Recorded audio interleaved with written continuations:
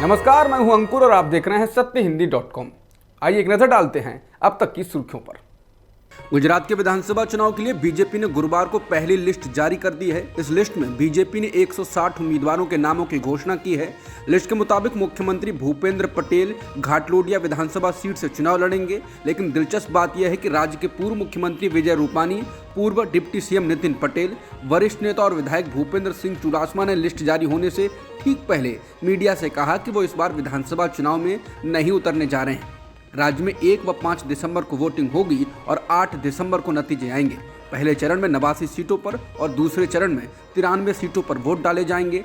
साफ है कि चुनाव प्रचार के लिए 25 दिन का वक्त सभी राजनीतिक दलों के पास है।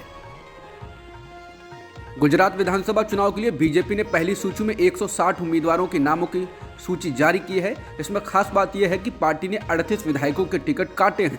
जिन 38 विधायकों के टिकट काटे हैं उनमें पूर्व मुख्यमंत्री विजय रूपानी, सौरभ पटेल सहित कई दिग्गज हैं। उम्मीदवारों की घोषणा करते हुए गुजरात के प्रभारी और केंद्रीय मंत्री भूपेंद्र यादव ने कहा कि इन लोगों ने खुद पार्टी अध्यक्ष को पत्र लिखकर चुनाव नहीं लड़ने की इच्छा जताई थी। बता दें, राज्य में कुल 182 विधानसभा सीटें हैं। पिछली बार बीजेपी ने 99 सीटें जीती थीं। इनमें से 38 विधायकों को टिकट नहीं दिया गया है।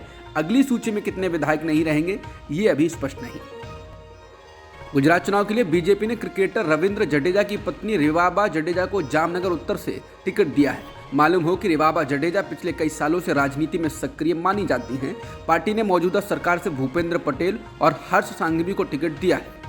उनके अलावा अल्पेश ठाकुर को भी टिकट मिला है। मैनपुरी लोकसभा सीट के उपचुनाव में समाजवादी पार्टी ने अपने प्रत्याशी के तौर पर सपा के राष्ट्रीय अध्यक्ष अखिलेश यादव की पत्नी डिंपल यादव को उतारा है। सपा ने गुरुवार को उनके नाम की घोषणा कर दी है। बता दें कि सपा संरक्षक मुलायम सिंह यादव के निधन के बाद मैनपुरी सीट पर उपचुनाव होने जा रहा है। इसके लिए नामांकन प्रक्रिया शुरू हो गई है। बता दें, डिंपल इससे पहले कन्नौज से सांसद रह चुकी हैं। फिरोजाबाद से भी चुनाव लड़ी थी लेकिन हार का सामना करना पड़ा था। डिंपल यादव के चुनाव का संचालन खुद पार्टी के राष्ट्रीय अध्यक्ष अखिलेश यादव करेंगे। दिल्ली में आम आदमी पार्टी की सरकार हिला देने वाले कथित शराब स्कैम में ईडी ने आज गुरुवार को 2 और गिरफ्तारियां की हैं। शराब स्कैम में मनी लॉन्ड्रिंग से जुड़े मामले की जांच ईडी कर रही है।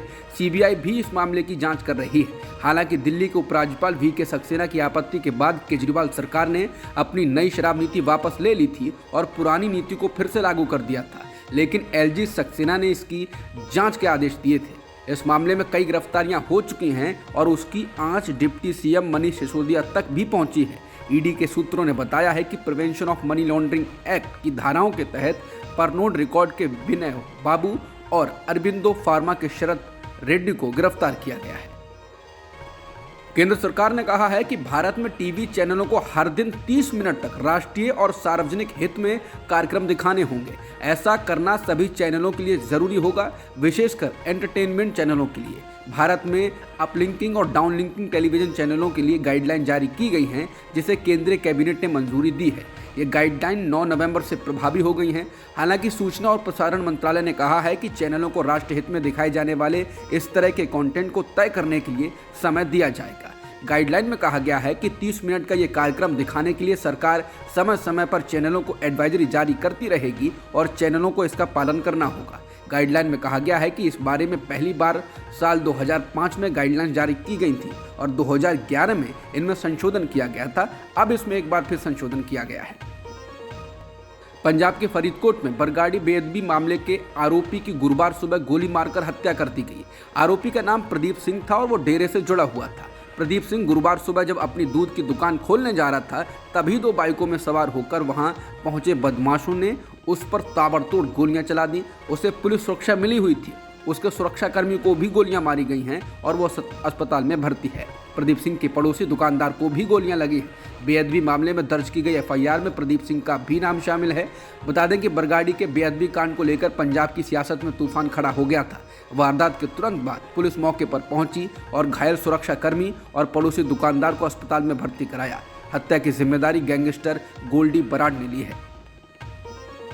सुप्रीम कोर्ट वाराणसी के ज्ञानवापी मस्जिद परिसर में मिले शिवलिंग के संरक्षण की अर्जी पर शुक्रवार को सुनवाई करेगा।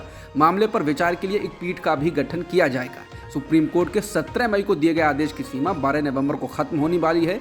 इसे देखते हुए मुख्य न्यायाधीश डी.वाई. चंद्रचूड़ की अध्यक्षता वाली बेंच शुक्रवार शाम 3 बजे इस मामले की सुनवाई करेगी। कोर्ट ने 17 मई के अपने अंतरिम आदेश में ज्ञानवापी मस्जिद के अंदर वजू खाने को सील करने के आदेश दिए थे। हिंदू पक्ष का दावा है कि वजू खानों में शिवलिंग है, जबकि मुस्लिम पक्ष के मुताबिक ये एक फव्वारा है। हालांकि कोर्ट ने नमाज के लिए मस्जिद जाने पर कोई रोक नहीं लगाई थी। हिंदू पक्ष की ओर से वकील विष्णु शंकर जैन ने कहा कि इस मामले पर जल्द सुनवाई जरूरी है, क्योंकि पिछले आदेश की सीमा खत्म होने वाली है और उसे आगे बढ़ाने की जरूरत है। दलित ईसाइयों, दलित मुसलमानों को अनुसूचित जाति की सूची से बाहर करने के फैसले पर केंद्र सरकार ने सुप्रीम कोर्ट में अपना जवाब दाखिल किया। केंद्र ने दलित ईसाइयों और दलित मुसलमानों को अनुसूचित जातियों की सूची से बाहर किए जाने का बचाव करते हुए कहा कि ऐतिहासिक आंकड़ों से पता चलता है कि उन्होंने कभी किसी पिछड़ेपन या उत्पीड़न का सामना नहीं किया। केंद्रीय सामाजिक न्याय और अधिकारिता मंत्रालय ने सुप्रीम कोर्ट में दाखिल हलफनामे में कहा कि दलित, मुसलमान और ईसाई अनुसूचित जाति को मिलने वाले लाभों का दावा नहीं कर सकते। सुप्रीम कोर्ट में एक NGO centre for public interest litigation ने याचिका दाखिल कर इस्लाम और ईसाई धर्म अपनाने वाले दलित समुदायों को आरक्षण और अन्य लाभ देने की मांग की है। इस याचिका के जवाब में मंत्रालय ने कहा कि अनुसूचित जाति की पहचान एक विशेष सामाजिक कलंक को देखते हुए की गई है, जो संविधान के आदेश 1950 के तहत अनुसूचित समुदायों तक सीमित है। ऑस्ट्रेलिया में खेले जा रहे T20 विश्व कप में आज भारत और इंग्लैंड के बीच सेमीफाइनल खेला जा रहा है। टॉस इंग्लैंड ने जीतकर पहले बल्लेबाजी के लिए भारत को बुलाया है। बता दें, जो भी टीम यहां जीतती है वो 13 नवंबर को पाकिस्तान के साथ फाइनल खेलेगी। पाकिस्तान ने न्यूजीलैंड को हराकर पहले ही फाइनल में जगह बना ली है। अब तक की खबरों में इतना ही। बाकी खबरों के लिए बने रहिए सत्यहिंदी.com के साथ।